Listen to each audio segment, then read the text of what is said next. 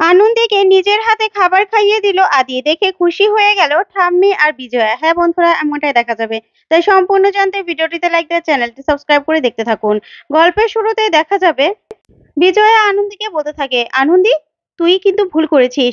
সেই জন্য যাই হয়ে যাক না কেন, স্বামী স্ত্রীর মধ্যে ঝগড়া লাগবেই। সেই জন্য তুই আরেকজনের গায়ে হাত তুলবি? তুই কিন্তু অনেক ভুল করেছিস। তখন ঠাম্মি বলতে থাকে, হ্যাঁ আনন্দী, তোমার কিন্তু এই কাজটা করা একদম ঠিক হয়নি। তারপরে দেখা যাবে সবাই এক এক করে আনন্দীকে দোষারোপ করতে থাকে। ওইদিকে সুপায়ন খুব খুশি হয়ে যায়। তারপরে কাকুমণি আনন্দীকে বলতে থাকে, আনন্দী কি থেকে কি হয়েছে সেটা আমি জানি না, তবে এমন কোনো কাজ করবে না যাতে অন্যের অসম্মান হয়। তখনই আনন্দী বলতে থাকে, কাকুমণি আপনি আমাকে একথা বলছেন? তখন আদি বলতে থাকে, আনন্দী চুপ করুন, ভুল করেছেন তো কথা শুনতে হবে, ঠিক আছে? তারপরে সুপায়ন বলতে থাকে, আমি তারপরেও বাবা, ঠাম্মি, আপনাদের কাছে আমি চিরকৃতজ্ঞ থাকবো যে আপনারা আমাকে ভুল বোঝেননি। আপনারা আমাকে বিশ্বাস করেছেন, সেজন্য আপনাদের কাছে আমি চিরকৃতজ্ঞ থাকবো। আমি বাড়ির ছেলে তো আর হয়ে উঠতে পারবো না, জামাই তো জামাই থাকবো। আমাকে আনন্দে মেরেছে তাতে কোনো আমার আফসোস নেই। নিজের দিদি হলেও তো আমাকে মারতো, কিন্তু আমাকে মিথ্যে দোষারোপ দিয়েছে, সেটাই না আমার দুঃখ। তখন এই কথা বলে সুপায়ন সেখান থেকে চলে যায়। তখনই অয়ন্তিকাও সুপায়নের সাথে সাথে চলে যায়।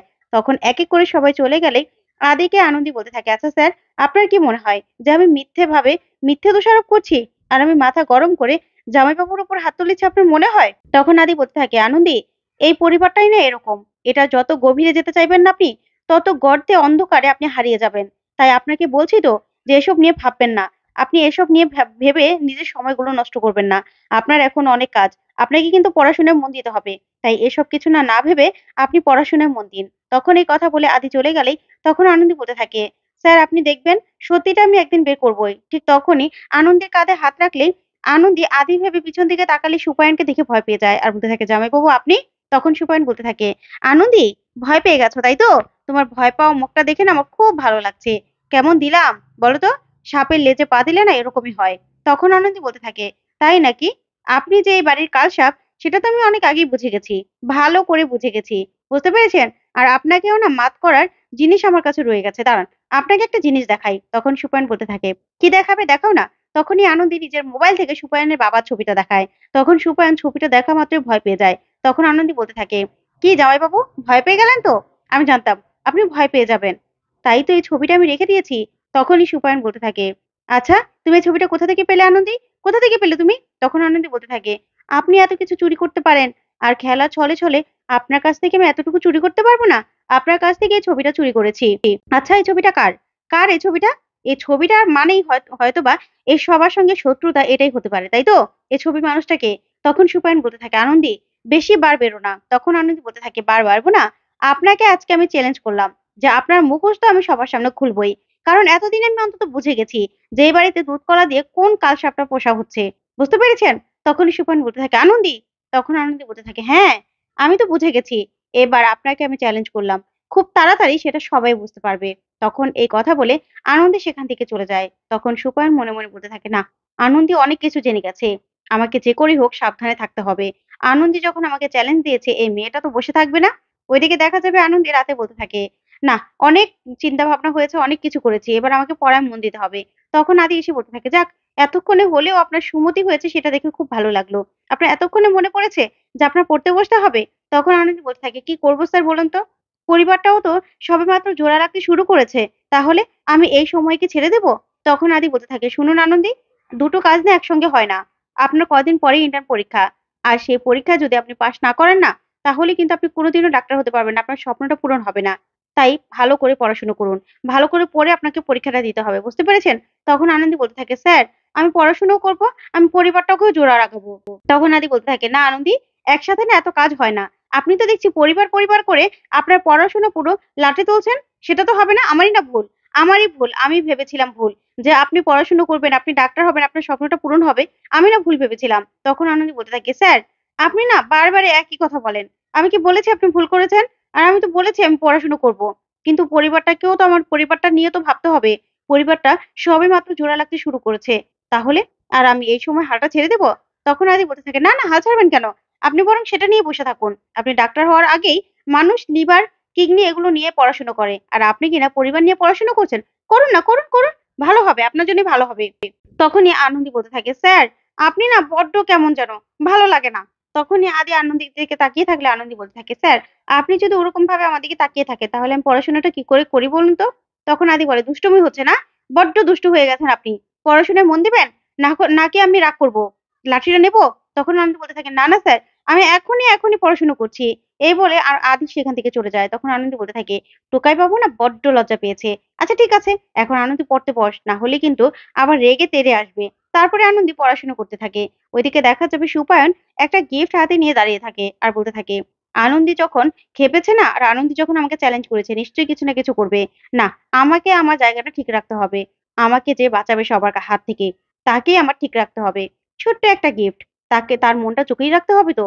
এই বলে সুপায়ন দাঁড়িয়ে থাকে। তখনই অয়ন্তিকা আসলেই সুপায়ন অয়ন্তিকাকে জড়িয়ে ধরে গিফটটা দেয় আর বলতে থাকে, তোমার জন্য ছোট্ট একটা গিফট। তুমি আজকে আমার পাশে ছিলে বলেই আজকে আমাদের সম্পর্কটা টিকে রইল অয়ন্তিকা। তখন অয়ন্তিকা বলতে থাকে, না, না, তুমি কিন্তু তোমাকে বাঁচানোর জন্যই কিন্তু আমি সবার সামনে চোর অপবাদটা নিজের মাথায় নিয়ে নিয়েছি। তখন সুপায়ন বলতে থাকে, সেজন্যই তো তোমাকে আমি এত ভালোবাসি অয়ন্তিকা। তুমি আমার সবকিছু, জানো তো? কিন্তু অয়ন্তিকা, একটা কথা বলো তো, তুমি হারটা চুরি করোনি, আমিও হারটা চুরি করিনি।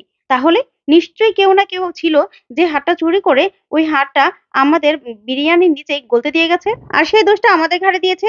তখনই অয়ন্তিকা বলতে থাকে, সেটাই তো। আচ্ছা কে করতে পারে বলো তো? কাকিমণি। কাকিমণি এই কাজটা করলো তাহলে? আর অনেকেরই তো লোভ ছিল। তখনই সুবায়ন বলতে থাকে, হ্যাঁ, কাকিমণি করতেই পারে, কিন্তু আনন্দীও কিন্তু করতে পারে। তখন অয়ন্তিকা বলতে থাকে, আনন্দী? তখন সুবায়ন বলে, হ্যাঁ, আনন্দী। ও কিন্তু অনেক চালাক। বুঝতে পেরেছো? ওরও কিন্তু লোভটা কম ছিল না। আর ও কিন্তু ওই যে কথায় আছে না, চোরের মায়ের বড় গলা? ওর জন্য তো আমাদের সম্পর্কটা ভাঙতেই চলেছিল। ভাগ্যিস তুমি বাঁচিয়ে নিলে। তখন অয়ন্তিকা বলতে থাকে, দেখেছো কত বড় কাণ্ড? ওর কথায় কিনা আমিও অবিশ্বাস করছিলাম। এত বড় সাহস ওর। তখনই সুপায়ন বলতে থাকে, দেখো না, আমাকে এই বাড়ি থেকে তাড়ানোর জন্য উঠে পড়ে লেগেছে। তুমি যদি আমার পাশে থাকো না অয়ন্তিকা, আমার কেউ কিছু করতে পারবে না। সেই জন্যই তো তোমাকে আমি এত ভালোবাসি। তখন অয়ন্তিকা বলতে থাকে, না, তোমার গায়ে না কেউ হাতও দিতে পারবে না। তুমি আমার স্বামী। আমি তোমাকে অনেক ভালোবাসি। আর ওই দেখো না ওই আনন্দির আমি কি অবস্থা করি? শুধু তোমার দিকে আঙুলটা কেউ তুলুক না, তার আঙুল আমি ভেঙে দেব। তখনই সুপার মনে মনে বলতে থাকে, আর অয়ন্তিকা এটাই তো আমি চাই। তোমাকে ঢাল করে রেখেই তো আমি এই লাহিড়ী বাড়িকে ধ্বংস করব। আর তুমিও তো লাহিড়ী বাড়ির একজন। তাই তোমাকেও আমি ধ্বংস করব। তোমাকেও ছাড়বো না। তখনই এই কথা বলে সুপায়ন মিটিমিটি হাসতে থাকে। ওইদিকে দেখা যাবে আনন্দী পড়াশুনো করছে। তখনই বিজয়া বলতে থাকে, আনন্দী খেতে আয়। তখন আনন্দী বলতে থাকে, স্যার আমার না প্রচন্ড ক্ষুধা পেয়েছে, মাও ডাকছে, খাবারটা খেয়ে নেই, খাবারটা খেয়ে এসে পড়বো। তখনই আদি বলতে থাকে, না, আপনার ক্ষুধা পেয়েছে, আপনি খাবারটা খাবেন, কিন্তু এখানে বসে। তখনই আনন্দ বলতে থাকে, স্যার কি বলছেন আপনি? তারপরে আদি যায় আনন্দের জন্য খাবার আনতে। তারপরে খাবারটা এনে সামনে রেখে দিলে আনন্দী বলতে থাকে, ব্যাস স্যার খাবার নিয়ে এসেছেন, আমি এবার খেয়ে নেই, আমার না পেটে চুচু দৌড়াচ্ছে। তখনই আদি বলতে থাকে, শুনুন খাবারটা এখানেই আছে, আগে পড়াটা শেষ করুন। তখন আনন্দী বলতে থাকে, স্যার আপনি না বড্ড বেরসিক। কি অবস্থা বলুন তো? আমি তো পড়াশোনা করতে করতে মরেই যাব। তারপরে আদি বলতে থাকে, আচ্ছা ঠিক আছে দেখছি। তারপরে আদি নিজের হাতে আনন্দীকে খাইয়ে দিতে থাকে। তখন আনন্দী বলতে থাকে, স্যার আপনি যে আমাকে খাইয়ে দিবেন আমি কোনোদিনও স্বপ্নেও ভাবিনি। ওইদিকে ঠাম্মি আর বিজয়া তখন আসতে থাকে আর বলতে থাকে, মেয়েটা না রাগ করেছে, আমরা রাগারাগি করেছি বলে। মা খেতেও আসলো না। তখন ঠাম্মি বলতে থাকে, চলো বৌমা আমরা গিয়ে দেখি। তখনই ওরা এসে আদিকে আনন্দীকে খাইয়ে দিতে দেখে খুব খুশি হয়ে যায় আর বলতে থাকে, আমার নাতি এটাও পারে? তখন আদি বলতে থাকে, না না ঠাম্মি, আসলে আনন্দীর একটা পরীক্ষা আছে তো, তাই ওকে খাইয়ে দিচ্ছিলাম। তখনই আদি ঠাম্মি আর বিজয়াকে বলতে থাকে, আসলে আনন্দীকে না আমি ডাক্তার হওয়ার জন্য প্রিপেয়ার করছি। ওর একটা পরীক্ষা আছে 3 দিন পরে। তারপরেই ও ডক্টর হতে পারবে। তখনই ঠাম্মি বলতে থাকে, কি? যে জায়গায় লাহিড়ী বাড়ির মেয়েরা কোনোদিনও চৌকাঠ পেরোয় না, সে জায়গায় আনন্দী কিনা ডাক্তারি পরীক্ষা দেবে? না, এটা কিছুতেই হতে পারে না। তখন আদি বলতে থাকে, কি বলছো ঠাম্মি? এজন্য না কাউকে আমি বলতে চাইনি। তখন ঠাম্মিকে আনন্দী বলতে থাকে, কেন ঠাম্মি, তোমরা চাও না আমি ডাক্তার হই? তখনই বিজয় ঠাম্মি বলতে থাকে, না আমরা চাই না, এটা কিছুতেই হতে পারে না। যা শুনে আদি আর আনন্দী চমকে যায়। তো বন্ধুরা আজকের আপডেটটি কেমন লাগলো কমেন্ট করে জানাও। ধন্যবাদ।